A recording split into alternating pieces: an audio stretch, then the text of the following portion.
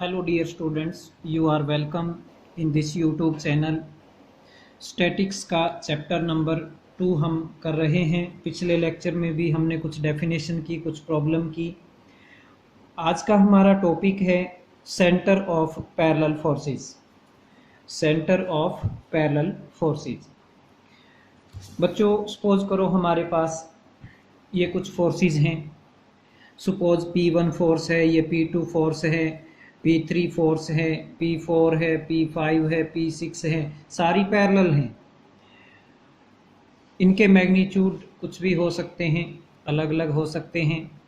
Okay बच्चों, हमने इन सब का रिजल्टेंट निकाल लिया। मान लो ये पैरेलल, इनकी सेंस सेम भी हो सकती है, डिफरेंट भी हो सकती है। सपोज करो हमने एक इन सब का रिजल्टेंट निकाल लिया और सपोज करो हमारे पास रिजल्टेंट ये आ गया है, कैपिटल आर। ओके, तो बच्चों अब ये जो रिजल्टेंट है ये इसकी लाइन ऑफ एक्शन है। 1 मिनट के लिए मैं ये शो कर लेता हूं। अब इस लाइन के ऊपर जरूर हमें एक पॉइंट ऐसा मिलेगा जिसका नाम हम सेंटर ऑफ फोर्सेस रखेंगे। अब वो कैसा पॉइंट होगा वो सुनिए ध्यान से। सपोज करो मैंने इन सारी फोर्सेस की डायरेक्शंस को थोड़ा थोड़ा चेंज कर दिया, लेकिन रखा अब भी सभी को पैरेलल है। सभी को पैरेलल में ही रखूंगा मैं। सपोज करो मैंने सभी को थोड़ा थोड़ा इतना रोटेट कर दिया। इस फोर्स को इस तरफ ले आया मैं, इतना ही इसको घुमा दो, इतना ही इसको घुमा दो। ऐसे सभी फोर्सेस को मैंने सेम एंगल पे रोटेट किया है। मैग्नीट्यूड सभी का उतना ही रखा है, सिर्फ उनको रोटेट किया है। तो बच्चों रिजल्टेंट भी रोटेट हो जाएगा। ये तो ओबियस है, इसमें तो कुछ समझने की जरूरत नहीं है। रिजल्टेंट भी उतना ही रोटेट हो जाएगा जितना ये फोर्सेस रोटेट हुई हैं। तो बच्चों रिजल्टेंट जो रोटेट हुआ है वो सपोज करो रोटेट होकर ये बन गया है। ये भी यहाँ भी हो सकता था, यहाँ भी हो सकता था। मतलब रिजल्टेंट जो है वो इस तरफ जाएगा, इतने मैग्नीट्यूड का होगा जितना ये है। जितना ये है तो इतना ही होगा। इस तरफ रोटेट तो हो जाएगा, लेकिन रिजल्टेंट जो है वो हो सकता है ये आए, या ये भी हो सकता था रिजल्टेंट ये आए, या रिजल्टेंट ये आए। तो अभी हम कुछ नहीं कह सकते इस बारे में तो। लेकिन एक सिचुएशन हम मान लेते हैं। सपोज करो हमारा रिजल्टेंट ये आया है। ओके, अब मैं इन फोर्सेस को फिर से रोटेट कर देता हूं। थोड़ा थोड़ा और रोटेट कर दिया, और जितना रोटेट किया उतना ही रिजल्टेंट भी रोटेट हो जाएगा। और रिजल्टेंट उस आफ्टर फ्यू सम रोटेशन, सपोज रिजल्टेंट हमारा ये आ गया। थोड़ा थोड़ा और घुमा दिया सारी फोर्सेस को। सपोज करो रिजल्टेंट अब हमारा ये बन गए, सॉरी ये बन गया। तो यानी कि ये एक पॉइंट मेरे ऐसा नोटिस में आ गया है कि मैं फोर्सेस को कितना ही पैरेलल रखते हुए रोटेट करूं तो रिजल्टेंट भी रोटेट तो होगा, लेकिन एक पॉइंट मिल गया कि उस पॉइंट से वो जरूर पास होगा। तो ऐसे पॉइंट को हम क्या कहेंगे बच्चों? Centre of parallel forces. मतलब ये एज ए सेंटर का काम करेगा सारी फोर्सेस के लिए, क्योंकि फोर्सेस को बोले थोड़ा थोड़ा रोटेट करो, लेकिन इस पॉइंट से ही रिजल्टेंट पास होगा। रिजल्टेंट इस पॉइंट के अबाउट ही घूमता है, तो इसलिए इसको हम क्या कहते हैं? Centre of parallel forces. चलिए, तो शायद आपको क्लियर हो गया होगा कंसेप्ट। अब बच्चों ये 2 फोर्सेस भी हो सकती हैं, 2 से ज्यादा फोर्सेस भी हो सकती हैं। चलिए अब हम चलते हैं नेक्स्ट कंसेप्ट के ऊपर। Resultant and centre of any number of parallel forces. मतलब अगर हमारे पास बहुत सारी पैरेलल फोर्सेस हैं तो उनका रिजल्टेंट और सेंटर हम कैसे फाइंड आउट करें? बच्चों इसके स्टेप्स में अभी हम नहीं जाएंगे, क्योंकि जो टेक्निक हम यहाँ यूज करेंगे वो आगे हम प्रॉब्लम्स में ही डायरेक्ट यूज करेंगे। चलिए अब हम नेक्स्ट थ्योरम को डिस्कस करते हैं। प्रूफ आपको किसी भी थ्योरम की यहाँ जरूरत नहीं है, सिर्फ आप इनकी स्टेटमेंट्स को समझिए, कंसेप्ट को समझिए। थ्योरम क्या है? स्टेटमेंट देखिए, theorem of resolved parts for parallel forces. मतलब पैरेलल फोर्सेस हैं और उनके रिजोल्व पार्ट्स के बारे में कोई जिक्र होने वाला है यहाँ पर। The algebraic sum of resolve parts of any two parallel forces. ये पहले दो फोर्सेज के लिए हम बात कर रहे हैं, फिर ज़्यादा फोर्सेज के लिए भी हम बात करने वाले हैं।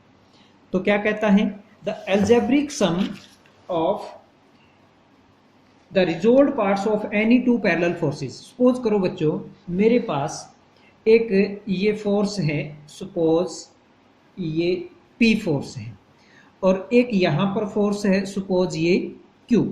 ओके, इनके line of action point of actions को हमने ज्वाइन किया। तो बच्चों इन दोनों फोर्सेस का जो रिजल्टेंट होगा वो ज़रूर कहीं होगा, तो ये P प्लस Q होगा। सपोज ये है R। ओके, तो हम क्या प्रूव करना चाहते हैं यहाँ पर कि बच्चों मान लो कोई एक डायरेक्शन उठा लें हम। सपोज करो मैंने ये एक डायरेक्शन ले ली, मतलब इस लाइन के साथ ये अल्फा एंगल बनाती है, तो इस डायरेक्शन की साइड में इसका कंपोनेंट यानी कि इस तरफ इसका कंपोनेंट और इस फोर्स का भी इस तरफ कंपोनेंट रिजोल्व पार्ट, इस फोर्स का इस तरफ देखें, इस फोर्स का इस तरफ देखें और उन दोनों का टोटल कर दें, तो वो किसके इक्वल होगा, अकेले रिजल्टेंट का रिजोल्व पार्ट मीन्स इसका इस साइड में, तो इन दोनों का टोटल इसके इक्वल होगा। तो ये थी theorem of resolve parts. Okay, अब ये हुई बात दो फोर्सेस के लिए। बच्चों इसमें ध्यान ये रखना है अपने को कि जो ये दो फोर्सेस हैं ये कपल ना बनाए। कपल समझते होगे, अगर नहीं समझते हैं तो मैं बता देता हूँ। कपल किसको कहते हैं, मान लो एक फोर्स ये है और एक फोर्स मान लो मैंने ये ले ली, P फोर्स है और ये माइनस P फोर्स है, ये P वेक्टर ये minus P vector, means P magnitude की हैं दोनों लेकिन इनकी सेंस अपोजिट है, तो ऐसी फोर्सेस को कपल कहा जाता है। तो अगर ये कपल है अपने पास तो इनका रिजल्टेंट क्या होगा, P प्लस माइनस P क्या होगा, 0 होगा। तो यानी कि रिजल्टेंट ही नहीं होगा, तो फिर ये हम थ्योरम कैसे लगाएंगे। इसलिए यहाँ पर ये क्लियर लिख दिया जाता है कि दोनों फोर्सेस कपल न बनाती हो तो दोनों फोर्सेस के रिजोल्व पार्ट्स का सम किसी एक डायरेक्शन में किसके इक्वल होगा, अकेले रिजल्टेंट का रिजोल्व पार्ट उस डायरेक्शन में। और इसी रिजल्ट को थोड़ा सा जनरलाइज भी हम कर सकते हैं कि दो फोर्सेस ही नहीं, अब आपके पास कितनी भी फोर्सेस हों, पैरेलल फोर्सेस होनी चाहिए, उनका रिजल्टेंट भी निकलना चाहिए। ओके, तो सारी फोर्सेस जैसे मान लो बहुत सारी फोर्सेस हैं, ये बहुत सारी फोर्सेस हैं, इन सारी फोर्सेस का रिजोल्व पार्ट्स किसी एक डायरेक्शन में उठाओ। सपोज मैंने वो एक्स एक्सिस ही ले लिया, तो एक्स एक्सिस साइड में सारी फोर्सेस का, इन सारी फोर्सेस का रिजोल्व पार्ट इस साइड में देखें तो वो किसके इक्वल होगा, अकेले रिजल्टेंट का। मान लो ये इन सब का रिजल्टेंट है, तो अकेले रिजल्टेंट का इस साइड में जो रिजोल्व पार्ट होगा उसके इक्वल होगा वो सम। नेक्स्ट, तो ये थी हमारे पास थ्योरम 2.9, 2.7 पेज के ऊपर है ये। ओके, अब बच्चों पिछले चैप्टर में भी तुमने ऐसा ही एक रिजल्ट पढ़ा था, तो शायद आपको कोई कंफ्यूजन क्रिएट हो रखी हो, तो मैं वो कंफ्यूजन दूर कर देता हूँ। पिछले चैप्टर में भी ऐसा ही एक रिजोल्व पार्ट्स का रिजल्ट आया था, तो वो रिजल्ट क्या था पहले मैं वो बता देता हूँ। उस रिजल्ट के अकॉर्डिंग मान लो आपके पास दो फोर्स हैं, एक ये P है और एक ये Q है, दो ही नहीं ज़्यादा भी हो सकती हैं। सपोज करो मेरे पास एक ये भी फोर्स है, सपोज करो ये S फोर्स है। ओके, तो ऐसी फोर्सेस वहाँ उस चैप्टर में हम लेते थे, उस आर्टिकल में हम ऐसी फोर्सेस का जिक्र करते थे जो कंकरेंट थी। कंकरेंट का मतलब इस तरह से, कंकरेंट का मतलब इस तरह से ये एक पॉइंट पे काटती हैं। इन तीनों की लाइन ऑफ एक्शन एक पॉइंट पे काटती होगी। यहाँ 4 हैं, 5 हैं, 6 हैं, कितनी भी हैं, लेकिन सभी की लाइन ऑफ एक्शन को अगर मिलाया, आगे बढ़ाया जाए, आगे पीछे किया जाए तो वो एक पॉइंट पे काटेंगे। तो ऐसी फोर्सेस के लिए स्पेशल वहाँ पर वो रिजल्ट था पहले चैप्टर में। तो रिजल्ट का कंक्लूजन तो यही था जो अभी मैंने इसके लिए बताया। कंक्लूजन वहां पर भी यही था कि एक डायरेक्शन मान लो आपने उठा ली एक्स एक्सिस, तो सारी फोर्सेस एक एक को उठाओ, सभी का रिजोल्व पार्ट इस साइड में, उनका टोटल कर लो, वो किसके इक्वल होगा, इन सभी का अकेला जो रिजल्टेंट आएगा उसका अकेले का कंपोनेंट इस साइड में, तो वो इक्वल होंगे। तो यहां पर भी ऐसे ही बताया है, यहाँ पर भी कि सारी फोर्सेस का एक साइड में कंपोनेंट देखेंगे, वो अकेले रिजल्टेंट का कंपोनेंट उसके बराबर होगा। तो बच्चों अंतर क्या है, सिर्फ वो रिजल्ट प्रूव किया गया था कंकरेंट फोर्सेस के लिए और ये प्रूव कर दिया पैरेलल फोर्सेस के लिए। अब बच्चों मान लो मैं दो फोर्सेस की बात करूं, दो फोर्स उठाई मैंने, एक P है, एक सपोज ये कोई Q है, तो दो फोर्स पैरेलल भी हो सकती हैं, नॉन पैरेलल भी हो सकती हैं। अब देखिए पैरेलल हैं तो ये रिजल्ट लग गया जो अभी मैंने बताया था रिजोल्व पार्ट वाला, और नॉन पैरेलल हैं तो भी ये रिजल्ट लग गया। क्यों? क्योंकि आपको ये तो कंकरेंट के लिए था। अरे बच्चों दो फोर्स हैं, अगर वो पैरेलल नहीं है तो किसी एक पॉइंट पे तो काटेंगे ही सही। हाँ तीन होती तो हम कोई जरूरी नहीं है वो कह सकते हैं भाई तीन है तो क्या पता एक पॉइंट पे ना काटें। तो अगर दो फोर्सेस हैं तो या तो पैरेलल होंगी या फिर वो पैरेलल नहीं होंगी। पैरेलल होंगी तो भी हम रिजोल्व पार्ट का रिजल्ट अप्लाई कर पाएंगे, और पैरेलल नहीं होंगी तो इस तरह से कुछ होंगी तो भी वो एक पॉइंट पे जरूर काटेंगी, तो भी हम रिजोल्व पार्ट का रिजल्ट अप्लाई कर सकते हैं। तो इसलिए बच्चों दो फोर्सेस के लिए थोड़ी सी रिजल्ट को हम स्टेट करना थोड़ा आसान हो गया अगर दो ही फोर्सेस हैं, तो इसलिए थ्योरम लिखी गई है यहाँ पर, the algebraic sum of the resolve parts of any two forces acting on a rigid body in any direction is equal to the resolve part of the resultant in that direction. मतलब दो forces के लिए फिर हमारे को ये दो अलग अलग रिजल्ट बताने की जरूरत नहीं बचेगी, पैरेलल के लिए अलग, एंटी पैरेलल या नॉन पैरेलल के लिए अलग, हम दोनों को मिला करके इकट्ठा ही कह सकते हैं कि कोई भी दो फोर्सेस हों, उन दोनों फोर्सेस का किसी एक साइड में कंपोनेंट उठाया,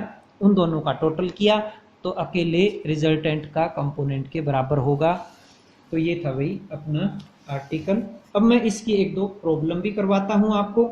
एग्जाम्पल नंबर 2 देखिए, टू लाइक पैरेलल फोर्सेस, अपने पास लाइक पैरेलल है मीन सेम डायरेक्शन है दोनों की, P फोर्स का मैग्नीट्यूड बड़ा है Q से, act upon A rigid body at A and B।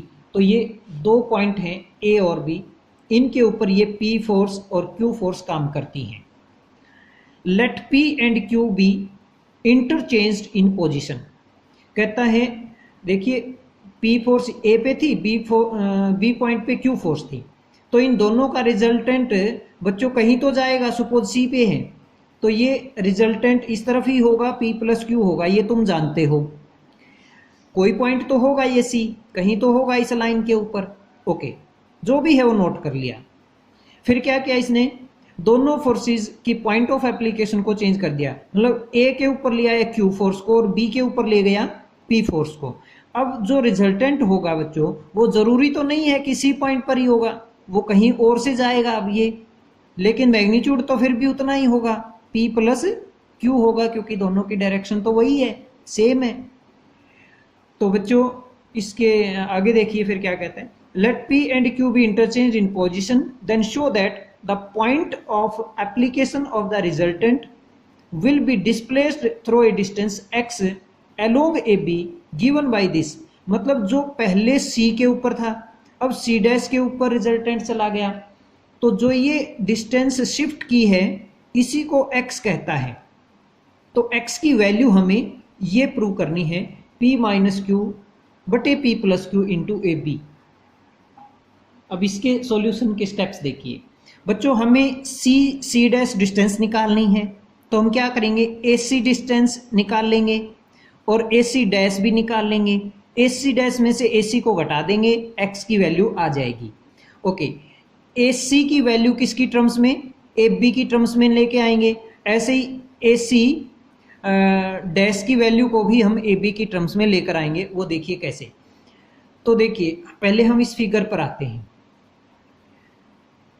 P force और क्यू फोर्स ये हमारी फोर्सेस हैं।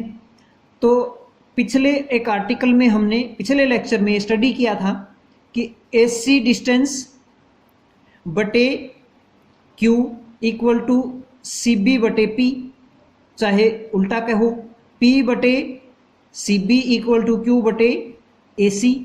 तो ये रिजल्ट बच्चों यहाँ लिखा है P by C B Q by A C. अब दोनों के न्यूमरेटर को ऐड कर दो, डिनोमिनेटर को ऐड कर दो, तो ये नई रेशो बन जाएगी P plus Q by A B.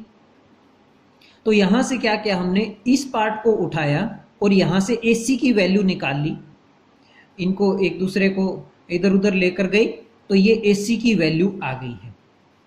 ठीक ऐसे ही हम ए सी डैश की वैल्यू निकालेंगे, बट फिगर हमारी दूसरी है। फिर से वही रिजल्ट अप्लाई कीजिए। This is force Q by C dash B equal to P by A C dash और इक्वल टू फिर दोनों का सम, नीचे भी सम। तो ये हमारे पास ए सी डैश की वैल्यू आ गई। दोनों को घटाना है बस, ए सी डैश में से ए सी को घटाया तो बच्चों ए बी है, दोनों में ए बी तो 12 आ जाएगा। अंदर एलसीएम भी सेम है तो P माइनस क्यू ऊपर बचेगा बटे P plus Q into A B. यही हम प्रूव करना चाहते थे। तो ये था एग्जाम्पल नंबर 2। कितना छोटा सा क्वेश्चन था और बहुत इंपॉर्टेंट प्रॉब्लम है ये। ऐसा ही एक और क्वेश्चन है एग्जाम्पल नंबर 3। दो अनलाइक पैरेलल फोर्सेस हैं। स्टेटमेंट को बड़े ध्यान से समझिए बच्चे। दो अनलाइक पैरेलल फोर्सेस हैं P और Q। P बड़ा है Q से, अनलाइक हैं यानी कि इन दोनों की सेंस अपोजिट है। P फोर्स ये Q फोर्स A और B पॉइंट पर लाई करती हैं। ओके, और P का मैग्नीट्यूड ज़्यादा है, Q का मैग्नीट्यूड कम है। ये मैग्नीट्यूड इसलिए बताना पड़ता है बच्चों क्योंकि मैंने पिछले लेक्चर में एक बात बताई थी कि जिस फोर्स का मैग्नीट्यूड ज़्यादा होगा रिजल्टेंट उसी के नज़दीक ज़्यादा होगा। ओके, तो फिर क्या कहता है स्टेटमेंट में, बाकी फिगर को नहीं देखिए, अभी इसको छुपा रहा हूं मैं, ये फोर्स है बस दो। फिर क्या बोला, show that if direction of P is reversed, मतलब P की डायरेक्शन ऊपर की तरफ थी ना, अब इसको नीचे ले आएगा, इसको सेम रखेगा। अब ये अनलाइक की बजाय लाइक पैरेलल फोर्सेस बन जाएंगी। तो ये देखिए A के ऊपर P फोर्स, B के ऊपर वही है सेम Q फोर्स। तो अपने को बात वही निकालनी है, मतलब फाइंड आउट तो वही करना है कि रिजल्टेंट कितना शिफ्ट हुआ। The resultant is displaced through a distance, इतनी डिस्टेंस से रिजल्टेंट डिस्प्लेस हो जाएगा। x क्या है, x मीटर अपार्ट। ये दोनों फोर्सेस की डिस्टेंस कितनी है, यहाँ पॉइंट ऑफ एप्लीकेशन की डिस्टेंस A और B की डिस्टेंस x है।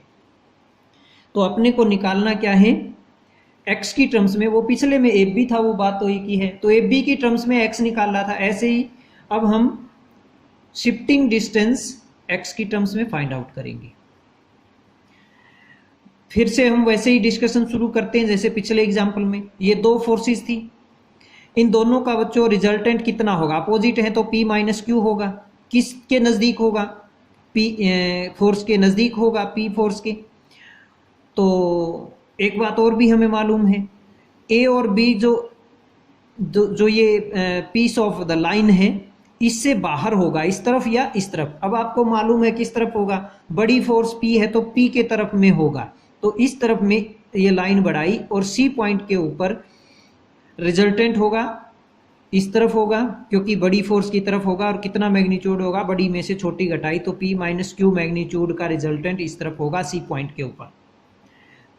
नेक्स्ट दूसरी सिचुएशन को डिस्कस करें। P फोर्स अब नीचे है, Q भी नीचे है, दोनों लाइक हो गई हैं, तो इनका रिजल्टेंट A और B के अंदर होगा। अंदर मान लो C डैश के ऊपर है तो कितना होगा, P प्लस Q होगा। अब ये दोनों सिचुएशन हमारे पास है, हमें निकालना क्या है। जैसे ये फिगर जो यहाँ थी वो टेम्परेरीली यहाँ भी दिखाई है ताकि दोनों फिगर से हम इकट्ठा कंक्लूजन ले सकें। तो बच्चों C से C डैश पर शिफ्ट हो गया रिजल्टेंट, पहले था C पे फिर चला गया C डैश पे, तो C डैश डिस्टेंस आपको निकालनी है, C डैश डिस्टेंस ये आपको निकालनी है। तो कैसे निकालेंगे, फिर से स्टेप्स वही हैं बच्चों। इनको स्टेप्स को शायद रिपीट करने की ज़रूरत मैं नहीं समझता, सेम वही टेक्निक यूज़ की है। तो बच्चों सी डैश कैसे आई, सी बी में से सी डैश भी घटा दिया, सी बी भी निकाल ली, सी डैश भी, दोनों घटाया, तो ये अपने पास आंसर आ गया। आज के टॉपिक को हम यहीं फिनिश करते हैं। जय हिंद, धन्यवाद।